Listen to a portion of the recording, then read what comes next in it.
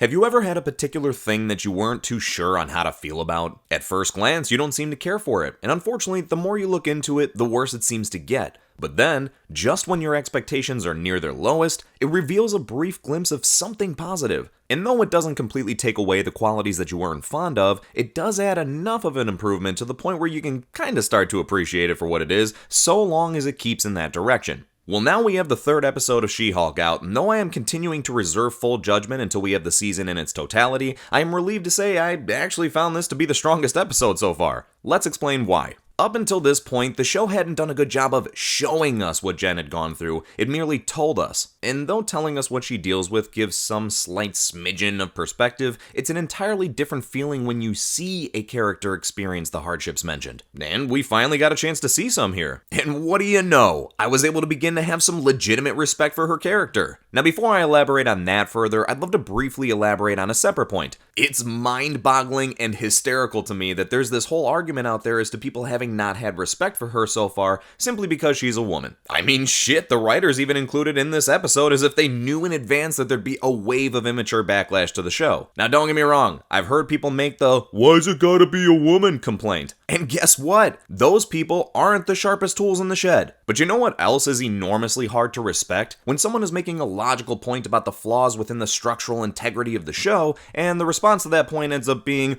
"Oh, so clearly you hate women." I hate to break it to you, but if that's the way you're thinking, you are also part of the problem. Moving on. Though this episode is very light on the action, it at least fleshes out and develops Jen a bit more as the lead. At this point, we're able to witness the annoyance and stress that comes along with an unwanted celebrity amount of attention and the slowly oncoming realization that it's not going to go away, which leads to a legitimate internal conflict. Stay down in the dumps about it indefinitely, or accept your situation and play with the hand you were dealt. And as a viewer, I felt by the end of this episode, I could fairly start to give her due credit for beginning to attempt to turn her attitude around and embrace her Hulk side more. As much as she desperately and understandably would like everything to go back to normal, it won't. And to say that can feel overwhelming is an understatement. All I can say here is how much I wish they would have gave us something like this earlier. The comedy is still a hit or miss for me. However, it did come off as a bit less cringy this time around, and I may have even chuckled once or twice. But its inclusion in this episode felt more fitting than it has in the previous two entries, given the way it was woven into the plot. At first, I wasn't thrilled by the split plot of the episode given who half of it was focused on.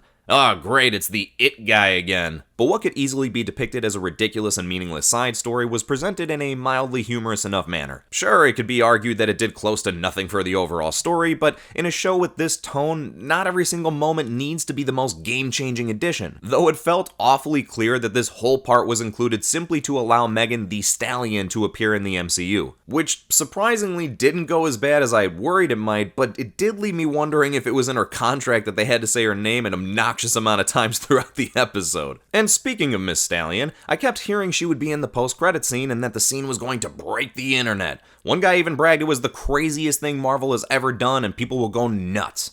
It's just her and She-Hulk twerking. I mean, yeah, whatever, I get it. I have mixed emotions about it, but one thing I can say for sure is it sure as hell is nowhere near close to the craziest thing Marvel has ever done, and I don't see that breaking the internet. The fourth wall breaking seems to be finding its groove more, if you will. I can't stress enough that I've never had an issue with it. I am more than aware that she does so in the comics. I just wasn't sure, and I'm still not really, on whether other characters can hear her or not when she does it. And the only reason there's any thought put towards that is because even with supernatural elements, you need to provide some consistency or clarification on how it works for an audience to believably accept it. Lastly, the continued development for Emil Blonsky is a welcomed addition for me. It brought Wong into the fold to explain their appearance in Shang-Chi and help provide insight as to how his years of solitude have allowed him to not only reform himself as a person, but also eventually become in control of his abomination form. And I found it hilarious when everyone freaked the fuck out when he transformed to prove he was in control of doing so. The guy gave everyone a fair warning in advance, at no point showed any sign of aggression, and is still contained in a highly advanced prison cell.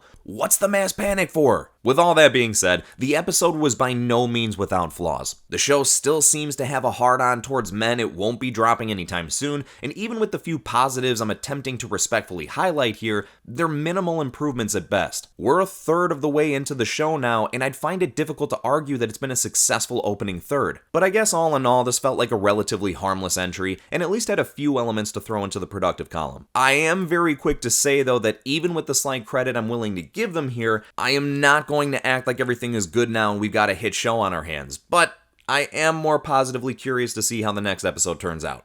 Alright, so that's it for now. Like the video, share the video, comment on the video, do all the things to the video, please. And subscribe, of course. That's important too. Appreciate you in advance. Okay, bye.